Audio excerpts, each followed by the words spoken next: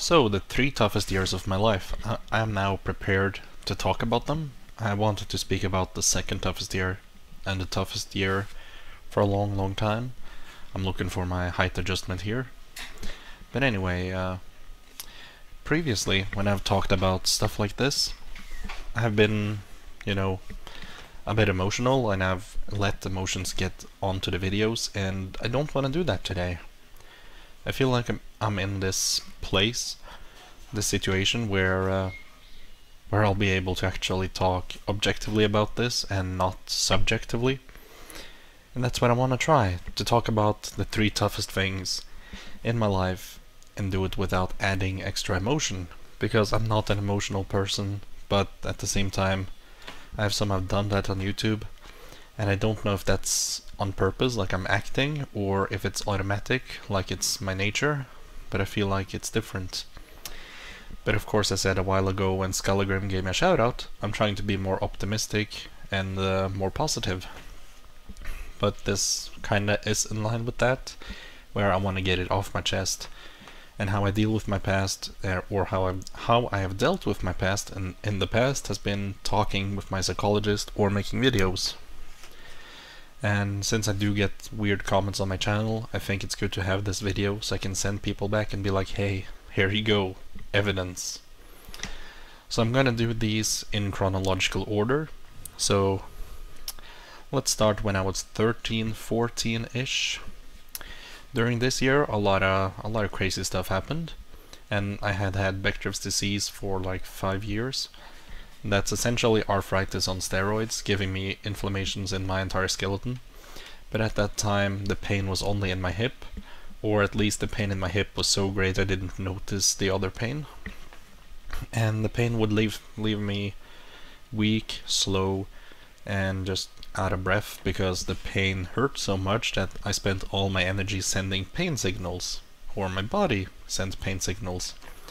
So I remember I ran this round that we had in 24 minutes early in the year, and I improved up to 23 minutes. But my teacher told me that you should be able to walk that thing in 15 minutes. And my classmates, they set new records, like they went from 9 minutes early in the year down to 7, and actually set an all-time record. So my classmates are down to the 7 minutes, and 7 to 9, and maybe 11 for the slowest guy, and the women were in 11 minutes 14, and then I was up there at 21 minutes. Yeah, not good.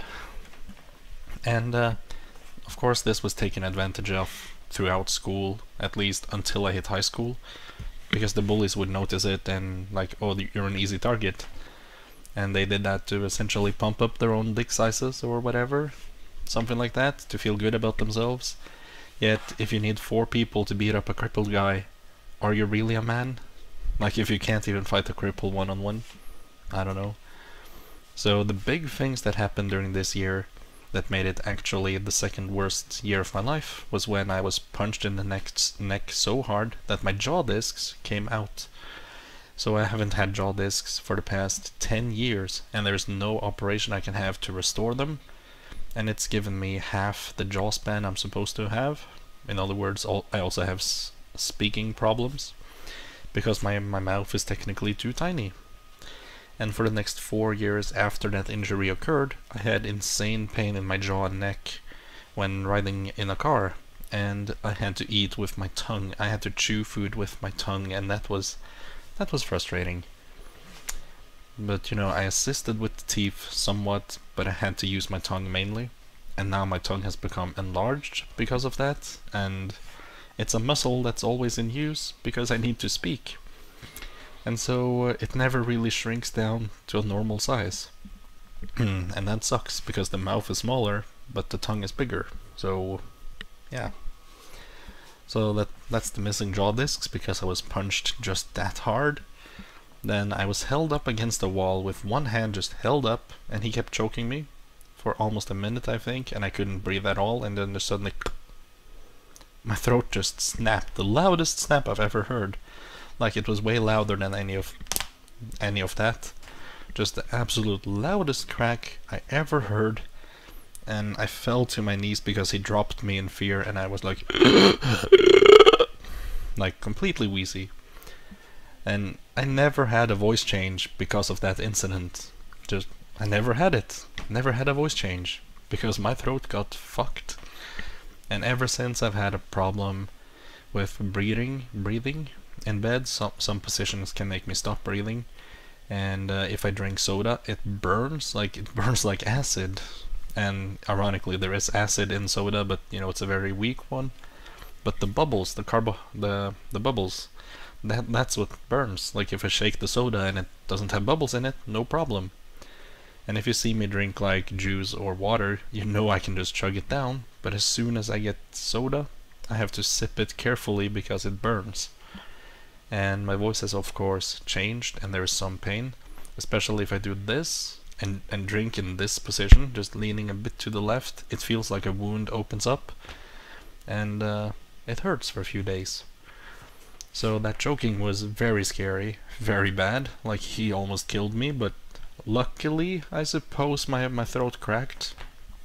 And the next thing was that my mom died. She was actually revived, but I wasn't told that until one day when she suddenly came home. I was just told she had died and was flown to a hospital by helicopter.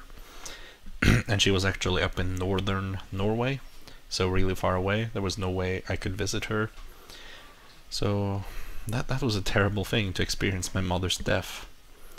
And I don't know if it was before her death or after, but my girlfriend at the time, who I had had a relationship with for almost a year, she cheated on me. And like, she was the only girl that I ever gave my whole soul to. Like, she had the full trust, the full everything. I gave her everything. And when she cheated on me and I broke up and left, I felt like a part of me stayed behind. But then, soon after, you know, when I was depressed because of all of that happening, I stepped outside the school gates after school, took like 2 steps, and then suddenly, whoop. And then it was as if I was a child again, like in kindergarten age, but I was in our living room, and my bio dad was there, and I was upset, and he was telling me to obey him. I said no, and I said stop, and I tried to punch him, but he forced me down on my back, and I realized that my punches weren't doing anything. I was too small, too weak to do anything, and he would kiss me, and I tried to stop him. I told him no, grabbed his face, tried to poke at his eyes, but he would just take both my hands together and hold them with his gigantic hand while he kept doing whatever the fuck he wanted. Sorry, I didn't mean to get emotional, but you know, I resisted, and I realized the more I resisted, the more it hurt. And I could feel my skin getting red, and it was like I had a fever.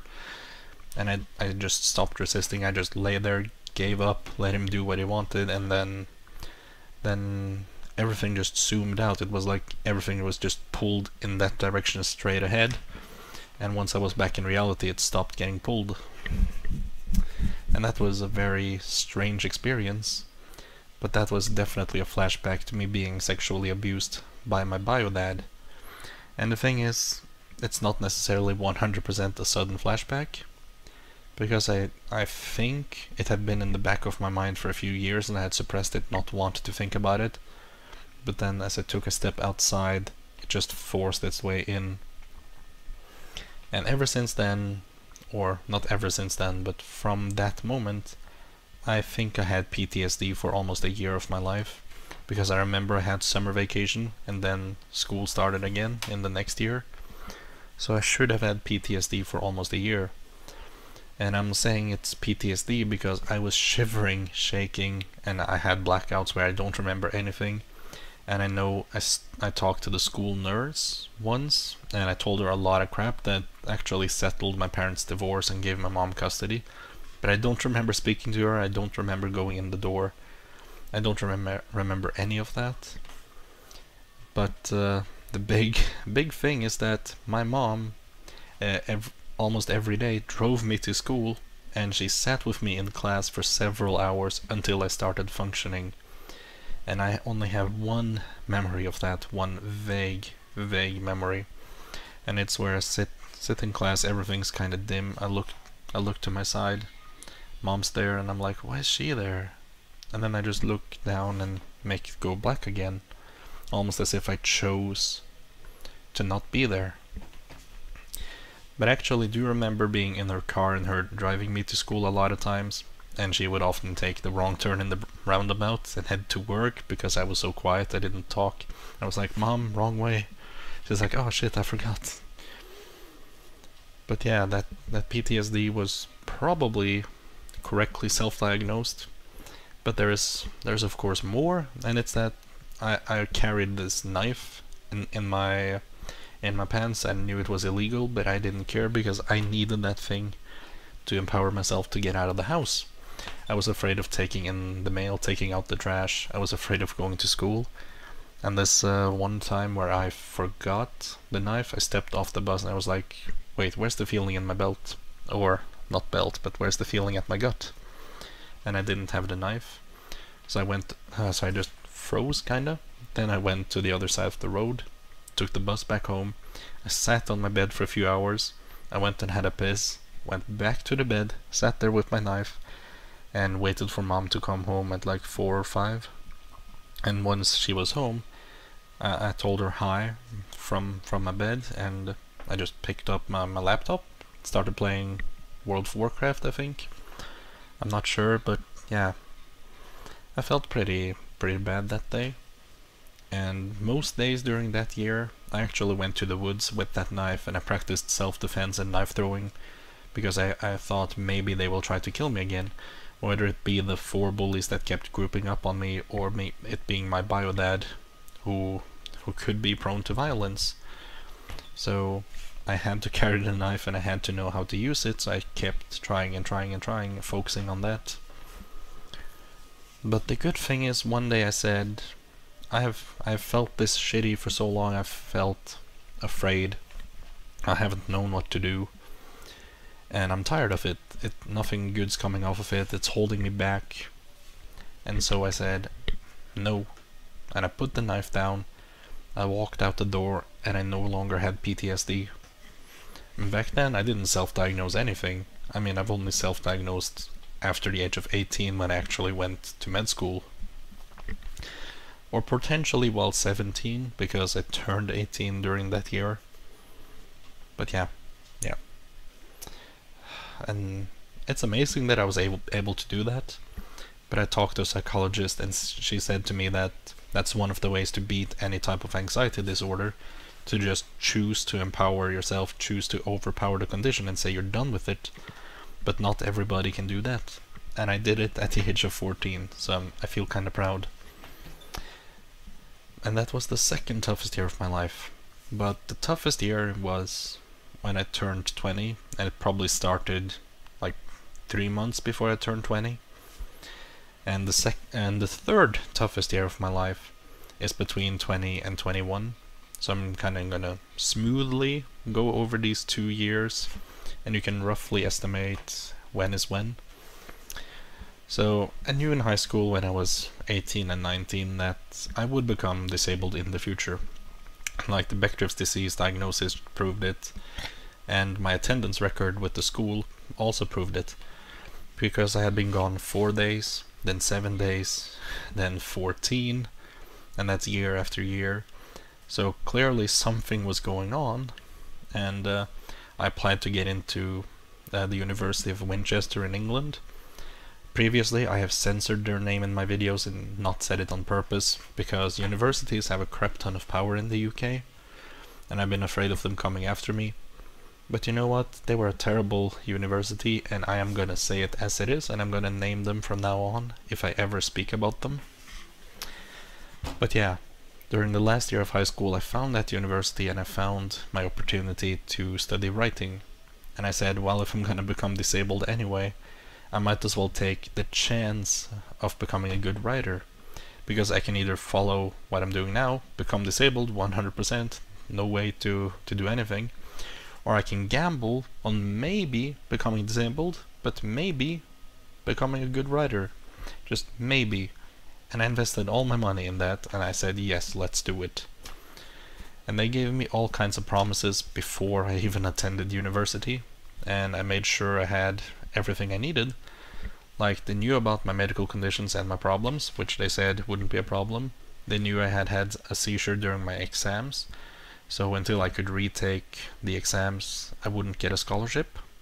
They said that was no problem. They also promised me I would definitely get a scholarship if I applied for the thing that they told me to. And yeah, they promised me a lot of other stuff. I think it's around 10 promises, but these are the most important.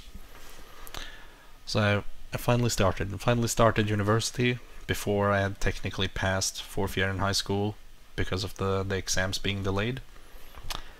But yeah, showed up, first day of uni, stuff is not going well. They have misplaced my key. I have to wait 45 minutes in a room on an old uncomfortable chair to get that key sorted out. They didn't know I had paid for bedding or for cutlery, so I had to get that. And they promised me my apartment or room what was going to be prepared for somebody with my medical problems, but nothing was prepared. And I didn't attend the first 2 obligatory classes, I suppose. Like, they're more like meetings, orientation meetings. And I didn't show up, so I didn't know where to go. I didn't know how to decipher the system that they had online, because they would have like a classroom R82, and I'm like, what does that mean? Or sometimes it's RGB3, and it's like, what does this mean? What does that mean? Like, what building is that? And I tried to look it up on their official map, like, is there a building where these letters make sense? And no. Like, is there a room where that number makes sense? No. And I tried to go there in person too, and I couldn't figure out the system, and I didn't know what class I was in exactly. And I remember I asked a guy who was studying the same thing if he could send me the schedule, and he said he was gonna do it. He constantly said he was gonna do it every time I asked, and I asked every other day or so. But no, I never got that thing from him. But yeah, after 2 weeks of not attending anything, which means I had been there for maybe a month, because I moved in to get settled in before school even opened. So, but two weeks after classes had begun, I hadn't attended anything, and I went to the school counselor, I guess that's her name, and she was an old woman, and I talked to her about wanting to leave. I said I'm feeling anxious, and it was actually my anxiety disorder starting up. I didn't know that at the time, but I was very, very anxious. I was afraid of opening my door and going to make food, and I told her about this, and I told her I feel like I had a poor start of the year. I'm having seizures all the time, I'm exhausted, and I'm feeling anxious. I want to leave, I want to drop out. Can you help me drop out? And she says, no, you shouldn't drop out. And I say, yeah, I do wanna. She's like, no, we'll take care of you, everything will be fine. And she kept saying that no matter how many times I said I wanna drop out. She kept telling me what I wanted to hear, that I'll be protected, I'll be taken care of, don't worry, we'll take care of you, we have experience with this, yada yada yada. She told me exactly what I wanted to hear. The thing is, only a month before I came to the university did I get my Asperger's diagnosis. And it made me in the past trust people in their jobs, because in my mind everyone who is something, like, if you are a doctor, then that means you know exactly everything about that, you know everything about the medical field, you know what to do, and so on and so forth. So I was very trusting of people before I realized how screwed I had been by everybody around me, essentially. So at that time, I have to say, thinking about that, she was actually manipulating me because of my Asperger syndrome, and she didn't take no for a no. Like, she was manipulative. That's all I can say, really. And because of my Asperger syndrome, I had no way of actually saying no or resisting. And then she showed me the pigeonhole that they for some reason put sensitive student information inside of, and it was just a big shelf with lots of different levels to it, different shelves on that thing, and you could just grab whatever and leave, nobody would see you, so your sensitive information could be stolen at any given time.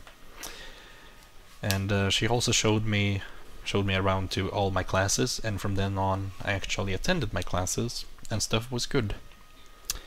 But here are some other problems I had early on.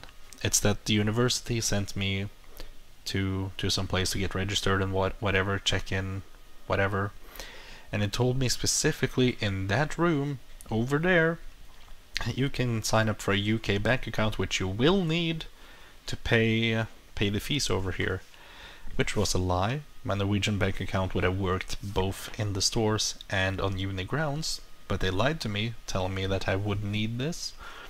They also said it was a bank account, which it was not. It was a student discount card, not a bank account.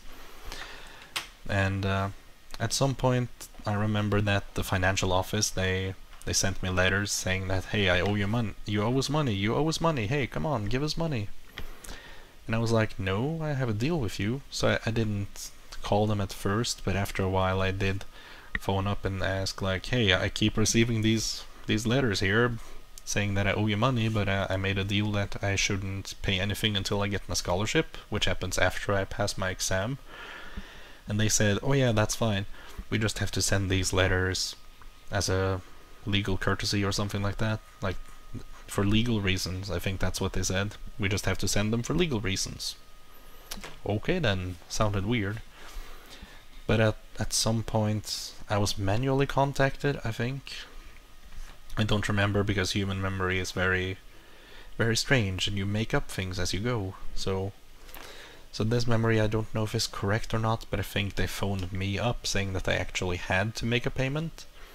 And I said, well, I haven't received my university, or I haven't received my UK bank account yet. And I kept telling them every day I haven't received it, and eventually they fined me £50 for not being able to pay. But I remembered that I don't know if it's when I don't know if it was the same day that the counselor showed me the pigeonhole, or if it was weeks after. But my memory tells me it's the same day that the counselor showed me the pigeonhole that I went there and found my discount card that was not a bank account, and then I signed up with Lloyd's Bank, I think. Yeah, I actually went to the town to sign up to that and clipped up that stupid discount card. That's the dumb thing about human memory. I don't remember the full financial situation, but I remember they fined me because they had misplaced my bank details, which actually were just discounts. Dang it. And I know later that I contacted them because their letters had turned from letters to threats of eviction. So I don't know why the letters would change and I would then contact them, if earlier on in the university they contacted me. Like, why do I have both of these memories when I know this one is correct? But did they really contact me early on? Did they? Or did they just find me? Human memory, I hate you. But anyway, I remember that I was attending classes. Stuff was okay. My attendance was not the best. An average during the first semester, it was actually a 50% attendance I had. And as my seizures, anxiety, fatigue, sleeping problems, all of that got worse, I still tried to attend to my best, to the best of my abilities, but it didn't quite work. And especially on Thursdays when I had a paralyzing seizure and I couldn't attend, I cried, like completely motionless, couldn't move, and tears were just running down my face, because that was my favorite teacher, my favorite class. It was so fun. Like, I had the best teachers at that school. Like, all the teachers I had were really, really good. Like Callum, who was the most funny guy and helped me be more creative, and he helped everybody really. He was a fantastic teacher. Number one. I think we had Ken, but I'm not sure what his name was, if that's his name. But he was the most handsome bugger, and he helped me nail my my crime action movie script. I should really say summary. And because of him, that has the proper direction now. So he's amazing. Can't remember his name though, so I call him Ken. And then there was Vanessa, who helped me apply for emergency money when I didn't have money. I got a no in the response though, even though she gave her full recommendations. But you know, she tried to help, she went out of her way after school to help me out. So those 3 teachers, they were amazing. I really want to thank them for being so good. But I found out somewhere in the first semester that I was fucked, because to pass in Norway, right, you gotta get a grade of 2, at least 2, and the grading system goes from 1 to 6. 1 is a fail, 2 is a pass, 6 is the best. And that means essentially you need to get like 33%, right? Because 2 out of 6, that's 33.3%. Makes sense. But in the UK, the scoring system is 1 to 100, and you don't need to score 33 to pass, you need to score 70. Shit, I got more emotional. I shouldn't get emotional. But I learned that they rated the Titanic as a 70. The fantastic movie of Titanic is at a 70. And for every assignment that you make now, you need to beat the Titanic. And I'm like, fuck. No way I could do it. I tried my best, I did everything in my power, but I could not do it. And I especially suffered from writer's block, so I was completely unable to do some homeworks. Like, for the first time in my life, basically, I failed homework and I didn't deliver. Like, in the past, there had only ever been one piece of homework that I didn't deliver, and I never actually failed anything. But at university level, I suddenly failed left, right, and center. I passed very, very little. And I especially remember when that teacher who helped me with my movie, he said that I had to write down the first 10 minutes of my movie, and I did that. They're like, here you go, half a page. And he's like, no, I can't rate this. You need to give me 10 pages. I was like, what? 1 page per minute? I can't do this. That's impossible, I don't have the skills. That's the problem. In school I never learned how to write a lot about little. I learned how to write little about a lot. In other words, I can summarize lots of information in like 1 paragraph, while other people have the opposite skill where they can stretch out 1 or 2 sentences to an entire page. I don't have that skill. I've tried to get it, but I can't quite do it. And my friend has compared that to growing up, learning both German and English simultaneously. He can't translate between the two, even though he knows both of them, simply because he didn't learn them as a translation of each other. He didn't learn German as a translation of English. He grew up with both of them equally. So he understands what you mean in both languages, but as soon as you ask him to translate, it just stops, and it takes a while. And I guess it's the same with this writing skill, in a way. But yeah, I've really downplayed how bad it was up until now. Like, I was suffering from 10 medical conditions at the same time, that's what I have to say. Lots of pain because I couldn't exercise. The guys refused me access to the university gym, even though I was promised access to that, and they said it was free. But the University of Winchester actually lies to its students, saying that access to the gym is free, and actually only a certain group of people had access to it for free during summer vacation. And once the university actually begins, they slap a fee on it. But they somehow advertise that it's free when it's not. Like, they can say it's free legally because it's free in that moment, but as soon as school opens, there is a fee to get in. And they don't tell you that, and that's really, really scummy. But yeah, because of my huge anxiety issues, I had problems getting out the door. As I said, I couldn't get in the kitchen if somebody was there talking. Like, that made me very nervous. It was not good. And depression was at an all-time high. And also because my Norwegian doctor, my second one, she refused me for 2 years to send me to an eye doctor. So I had been to lots of private eye doctors, spent all my money on that. Even after I came home from the university, I spent all my money at private eye doctors because my real doctor was a shithead. And due to the steroid abuse essentially that led to, I had problems. But also I had the problem where my prescription for for steroids and cell poisoning had run out. So during, like, from the half of the first semester and onwards, my eye was constantly hurting, giving me a migraine in the front of my head, because it was inflamed to hell, and it was pink, reddish, and my UK doctor refused to help me. She wouldn't even prescribe the lowest strength of steroids and cell poisoning, even though she could. She refused. She said it had to be the right one, and she refused to help at all, even though we couldn't translate the Norwegian stuff to the UK stuff, because apparently they had completely different medication. And that was hugely annoying, and I was at the risk of going blind, and it was terrible. But still I kept pushing on because I didn't want to be disabled. Like, I either pass this or I become disabled, potentially homeless. I didn't want that. I had to push on. I had to. And like, I wrote myself half to death even. I couldn't do it. And I also ended up with multiple suicidal attempts. I think it's only 2 actually. Well, technically 1, because I aborted the second one, called for help, and then I got some help. But no, it's the first time I called for help, but the second time it was bad, because then I actually went through with a suicidal attempt, and I had so much poison in my body, it was ridiculous.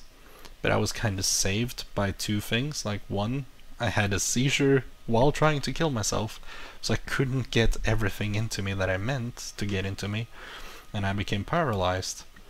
And then it was that my friends who knew something was wrong, that I was on my way home to Norway that day. I was supposed to be on a flight, and they knew that me being online meant I didn't reach the flight and something's really wrong. And I actually replied to some messages, and I couldn't type for shit. Couldn't type at all. So one of them called the university warden, and the other one called for an ambulance. And I remember the guy unlocked my door, came in, asked if I was responsive, and I could barely move my hand. Like, the seizure was starting to give up, but also the poison was probably doing something. And he asked me to lie myself sideways in whatever that secure position is called. I know it in Norwegian, but not in English.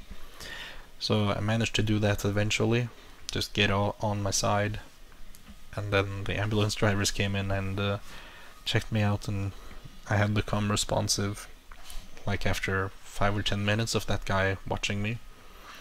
I was able to actually talk a little bit, and by the time the ambulance drivers came, I was barely able to go on my knees to the bathroom and have a piss, and then I had to walk along the wall, hold myself up, like, whoa, this is bad, whoa.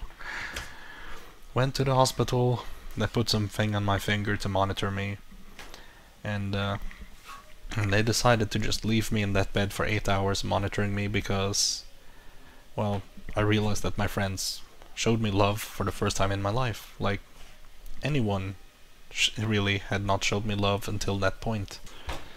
So after 8 hours of being in the hospital and being monitored, I didn't get any antidotes or anything, because I wanted to live, and I told them that my friends meant a lot to me and they didn't deserve this, and I wanted to do them justice. I didn't want to do this to them, I didn't want to harm them, and I realized that finally. So at least something good came out of this, and that was fantastic. Like, 8 hours later they said I was safe to go home. Like, the poison levels had dropped enough that they could actually send me home, and so they sent me home. And you bet I remember that whole night, basically. So yeah, I'm never gonna do that again. Never. Besides, if I want to kill myself, I have a thing right here that I can just swallow and then I'm dead. Just kidding, I'm not gonna do that. Jesus. Jesus, guys. But yeah. So, eventually, I ask to drop out again, right? That's what happens. And I think the anxiety I had, like the reason why the anxiety became really, really bad, was the fact that I got like 45 written threats from the university saying that I could be evicted this, evicted that, that people would chase me down if I didn't obey. And like they sent so many of these threats, and every time I got that letter, I just had a small panic attack, because it could be another threat from this huge S corporation slash company that I was studying at. And that's of course not very nice, no.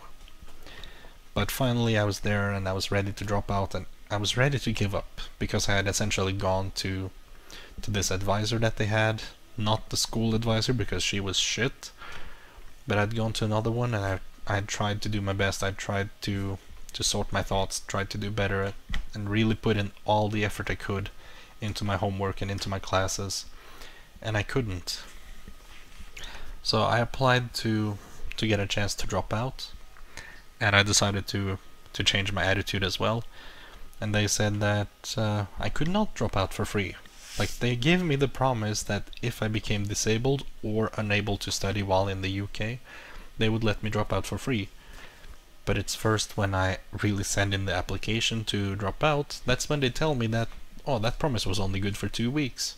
They never told me that it had a limit. So that sucked. And they also said that the second semester had started a week ago or something like that. So if I wanted to drop out, I would have to pay for 2 entire semesters. Which was of course not good news. But you know, I told them about the promise, that I felt really bad about them lying to me so many times, and I sent them all the lies that they had told me. And they were not really happy that I was able to document so much of it. And well, I eventually got them to agree to drop the fees that but they said that in return I would have to pay them £800 to drop out, and I would have to pay the rest later, right?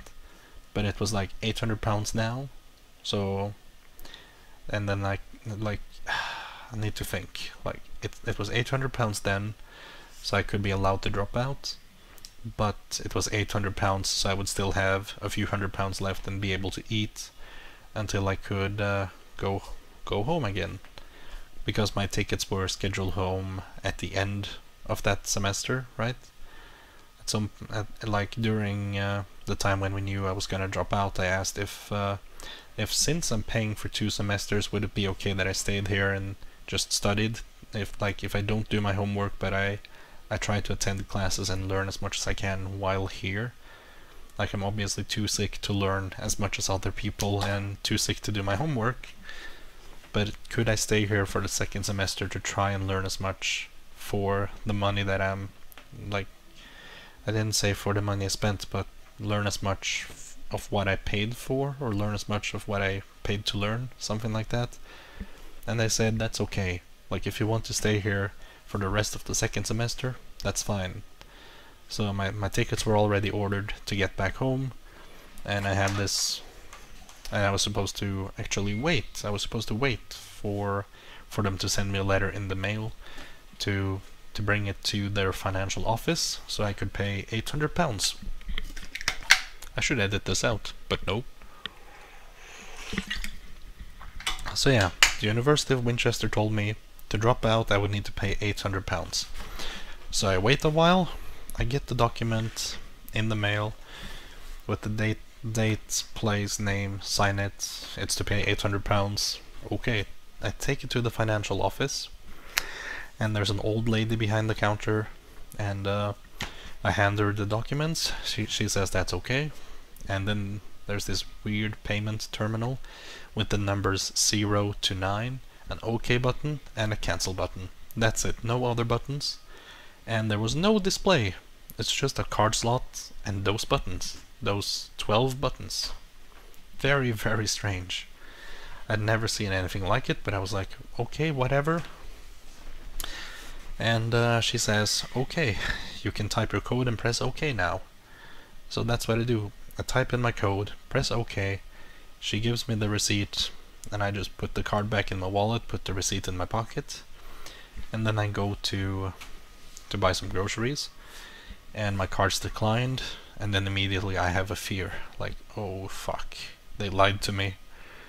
But I pocket that, and I spend whatever cash I have left on the groceries, and I think I had to put back an item. So the rest of my my physical cash disappeared. And my flight home was scheduled in 2 months. I think, more or less 2 months roughly. But yeah, I go home, I check my bank account, check my receipt. Oh shit. They overcharged me by over £300. Like, I think it was £1,143. Like, I have the receipt in the box with 45 warnings from the university. And the thing about those 45 warnings is that those are not all of them. I only saved 45 of the warnings they sent me, but they sent me warnings like every other day. And I used to just throw them out, but at some point I started to pile them up. And yeah, I do have the receipt for that thing over there, in that room with my papers. And the thing is, that written paper where they should charge me £800, well, there was only one copy, and she took it in, so I don't have evidence for that. And the deal to pay £800, well, that was on my university email, and guess what? They deleted it. Yeah, they deleted my university email account, so I can't back up any of the stuff I say. I can't go and get any of the evidence. And I can only guess it's because they screwed me on purpose. I mean, what university does that? I mean, that's information that's very useful and I think legally binding in some cases. And they just deleted it, flat out deleted my email account with the university. But I did complain to the university and said that you stole £350 from me. I would like a refund, please, because otherwise I'm gonna starve to death. And they said, nope. Nope, you're not gonna get a refund. No, that's our money. We don't know why you were overcharged, but that's our money now. Like, why? I mean, that sent my bank account so far into the negatives that I wouldn't be able to spend any money with that bank account again for a long time. You see, in my bank account at that time, it would calculate how much money I had on average every day for the past 365 days. Like, it would take all that money, divide it by 365, and say that a certain percentage of that I was allowed to go into the negatives. But once I had gone into the negatives, I couldn't withdraw more money. I couldn't make any purchases, just no. And how it worked was essentially that I could go into the negatives just once, and on top of just once there was also a limit to the amount. And it turned out that they had put in a ridiculous number for me to pay. Not the £800 that I agreed on, but a huge number. A huge one. I don't know how many zeros to put on it. But that's why it went so far into the negatives, because it tried to fulfill the amount, but it had a limit to how far it could go, so it just gave however much it was allowed to give. And this also meant that I would need to get back into the positives, because there's another rule to my bank, and it's that depending on how far into the negatives you go, you need to get so far into the positives again.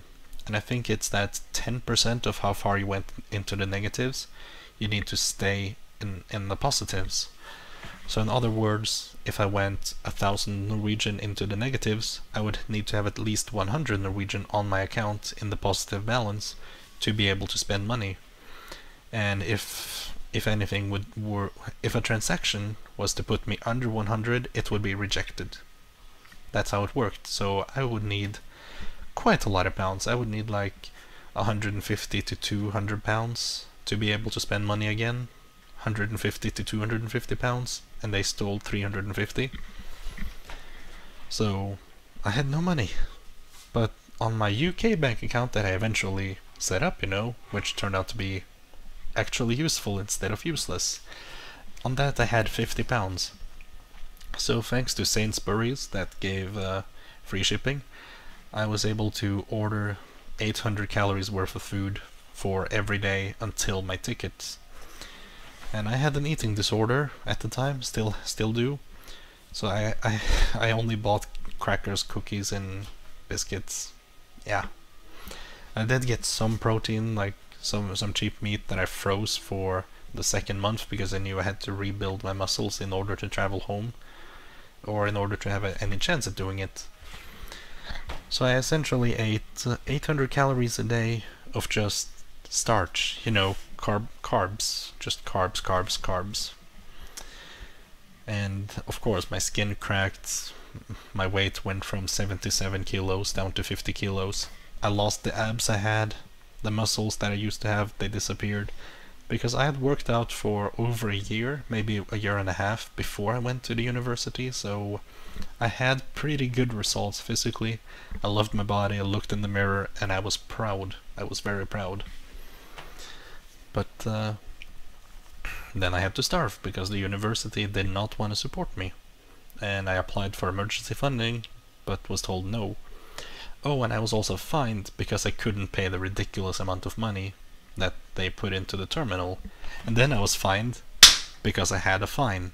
Yeah, in the UK you get fined because you're fined. And universities can fine you for whatever bullshit reason they want. They don't actually have to provide any proof or prove themselves to any court. They can just fine you and you have to pay it. Unless you're willing to take it to court, in which case maybe they would drop it. But who has money to do that? Nobody has money to do that.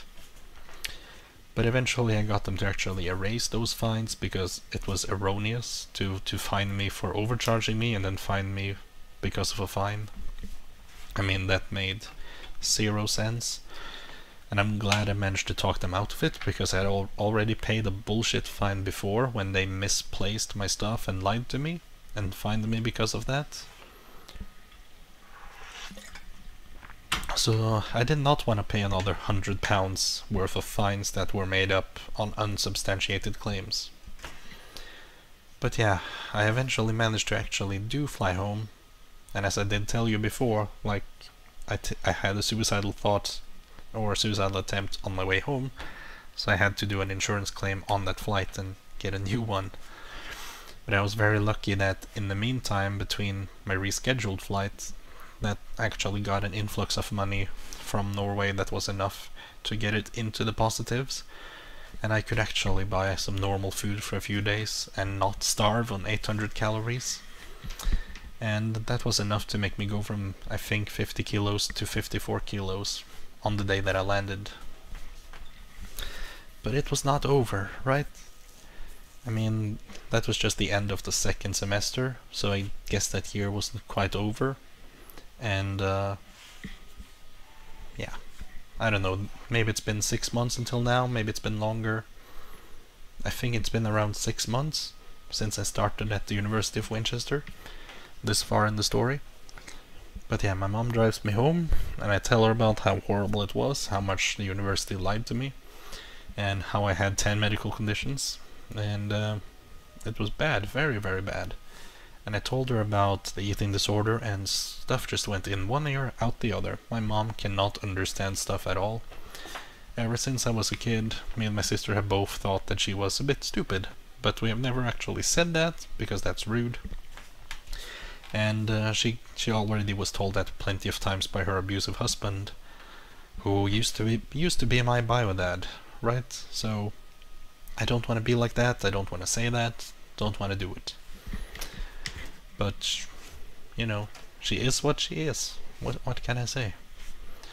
So, finally home, and she talks to me about that, how I said I had anorexia and bulimia, and you can't have both at the same time, and neither fits you, or neither fit me. And I said, no mom, I didn't say that. I said I had an eating disorder, and on one side you have bulimia, on the other you have anorexia. I don't fit either category, but they are connected by this line here, and somewhere along this line, that's where I am, like maybe in the middle.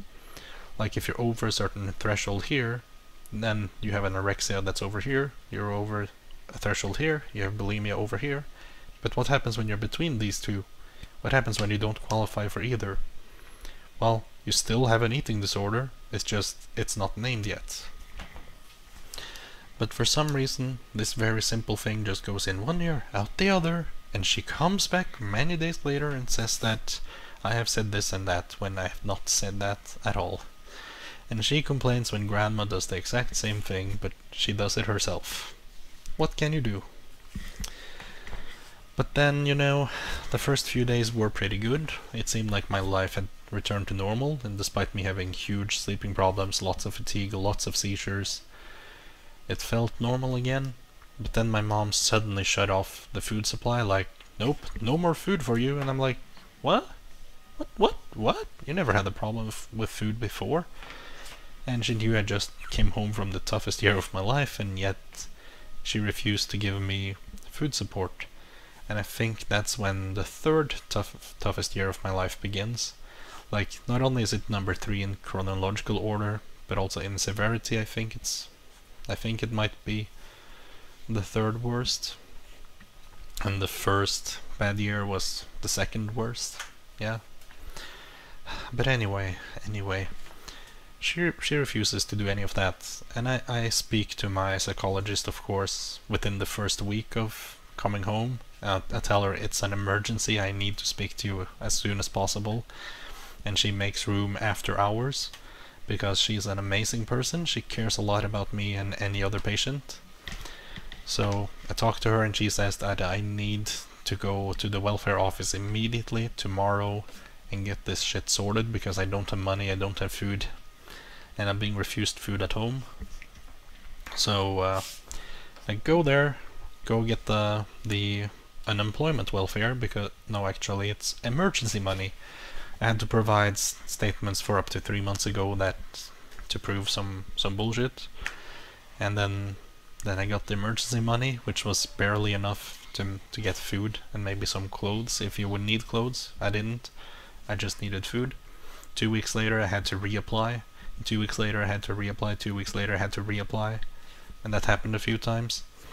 But the problem is, by the time 2 weeks had passed the first time, the University of Winchester came a knocking, sent me letters, and they sent me threats again, saying that they would hire people to come to they would hire people to track me down, come to my door, and drag me away from my home.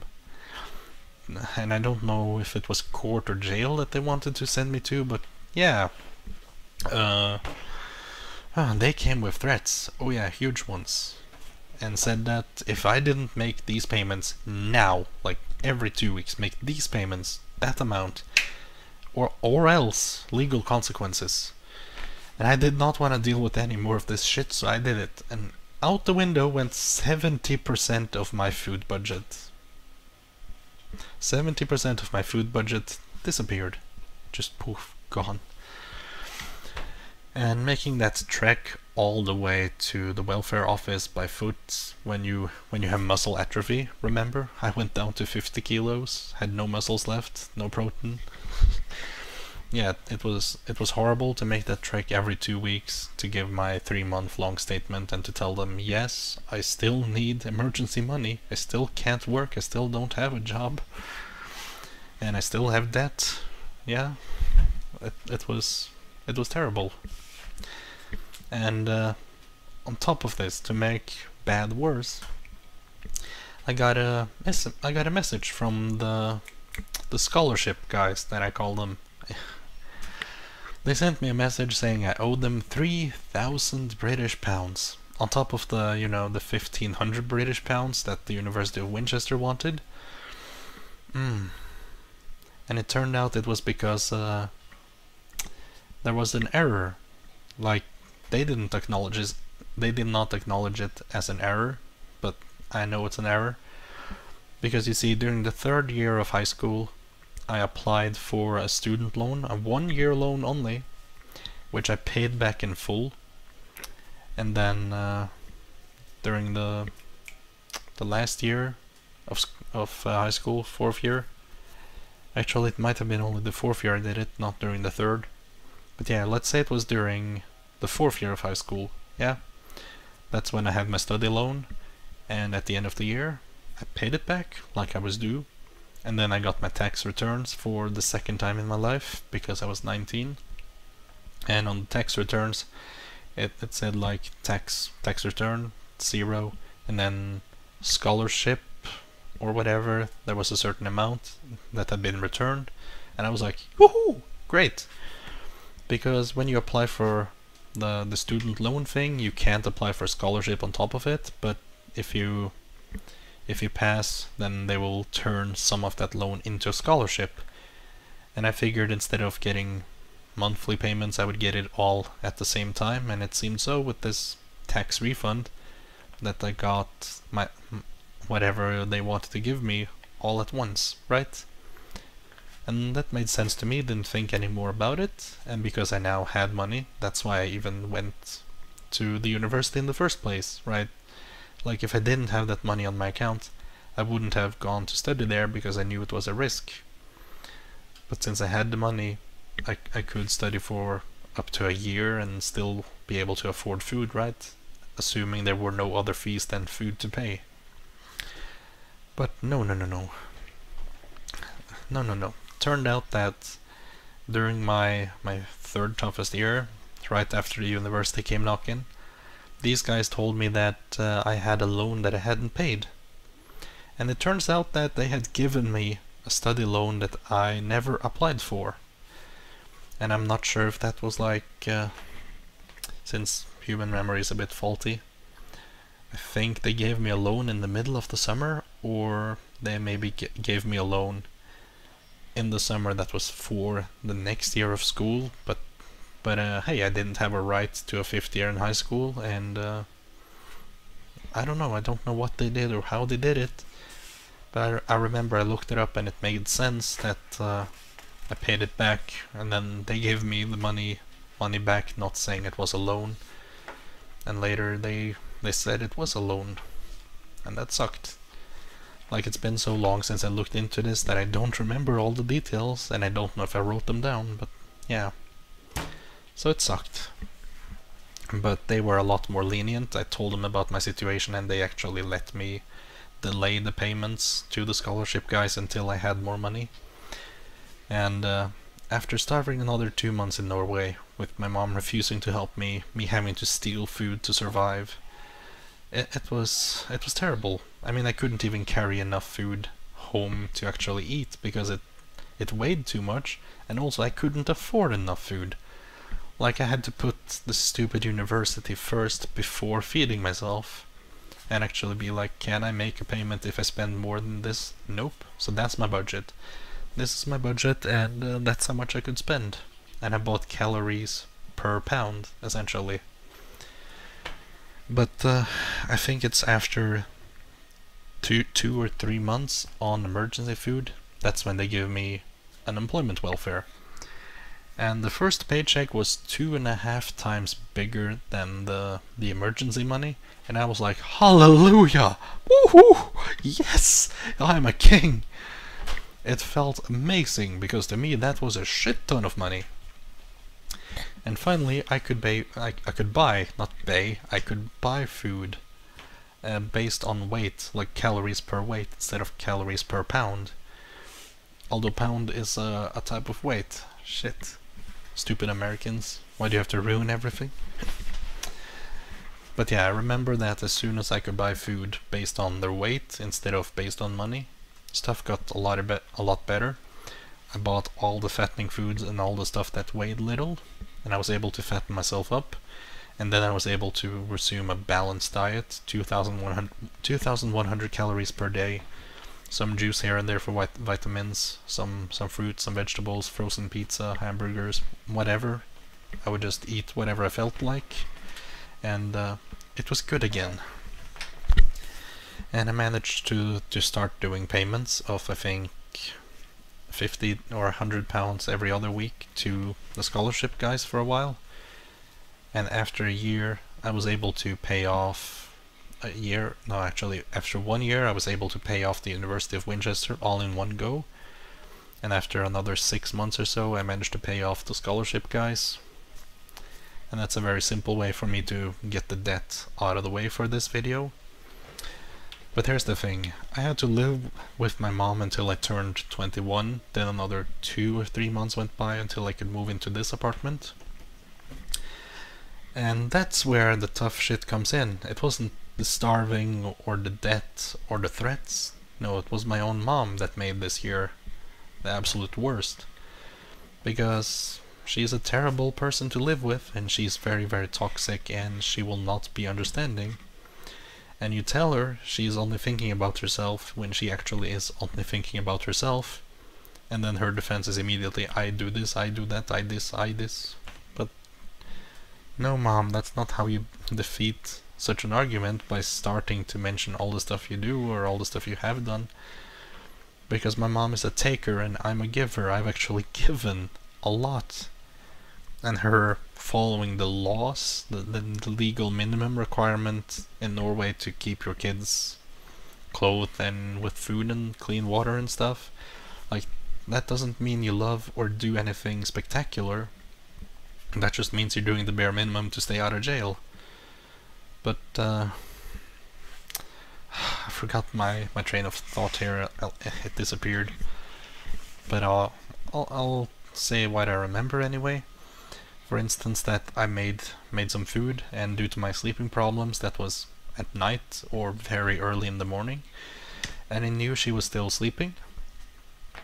So I'm just making food. I'm not using the fan, not leaving the window open, and I'm not cleaning up immediately, because for one, that makes noise. That makes it cold, and that makes noise.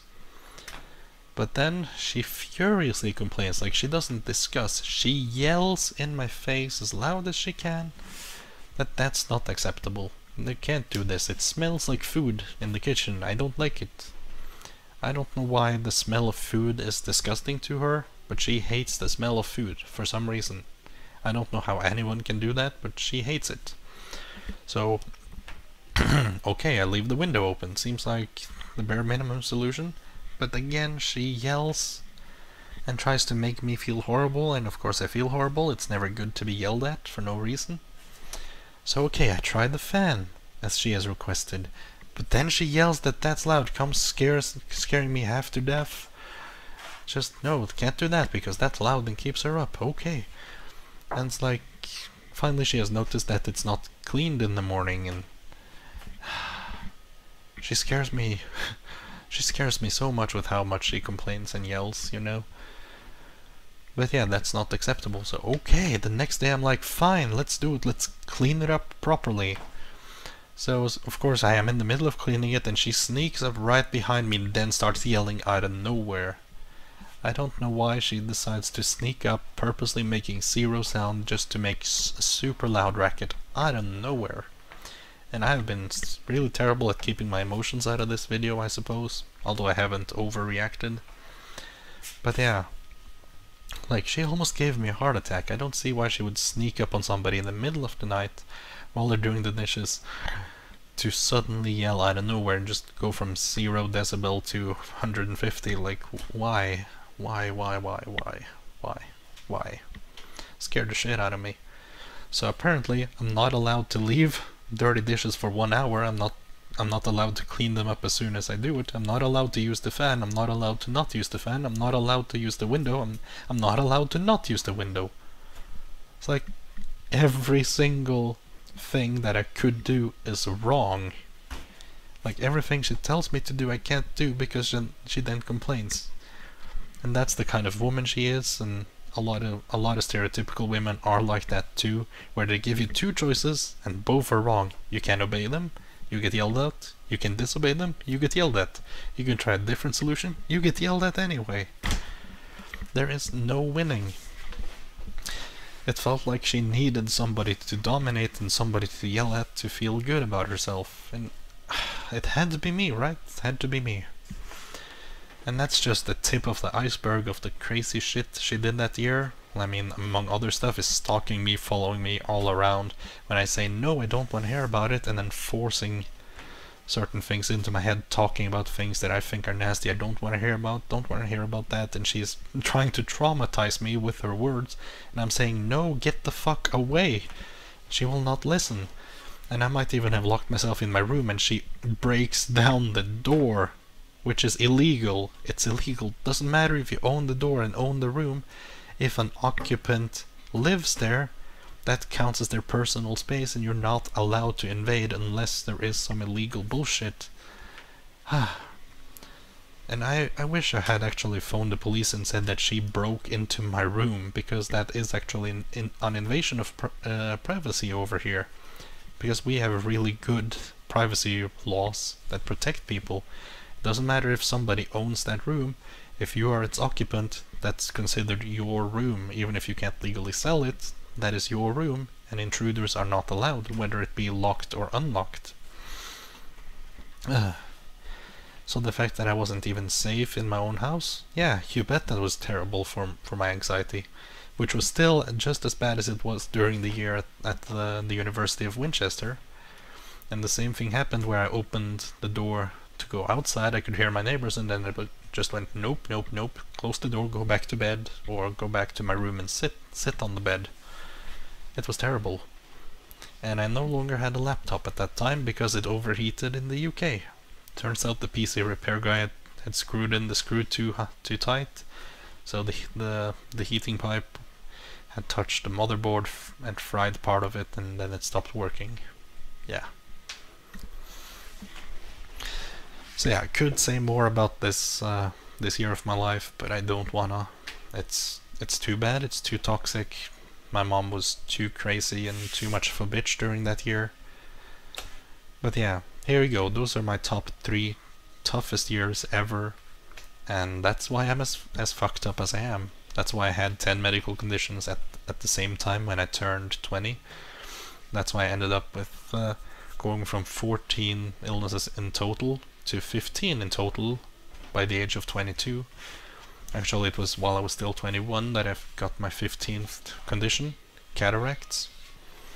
But now I'm at least down to 7, and some of those illnesses have been reduced dramatically because I've reached a level of self-acceptance. But you know, they're still affecting me. There's still 7 illnesses when the average amount that people struggle with is 3. But yeah, you can leave whatever you want in the comments because I'm done. I'm now gonna leave this behind me, and I think now I need to tackle more positive things, like cats. Let me just become a vlogger and make cat videos. Seems good. Yeah. Thanks for watching. Hope you enjoyed. Or did not enjoy. See you next time.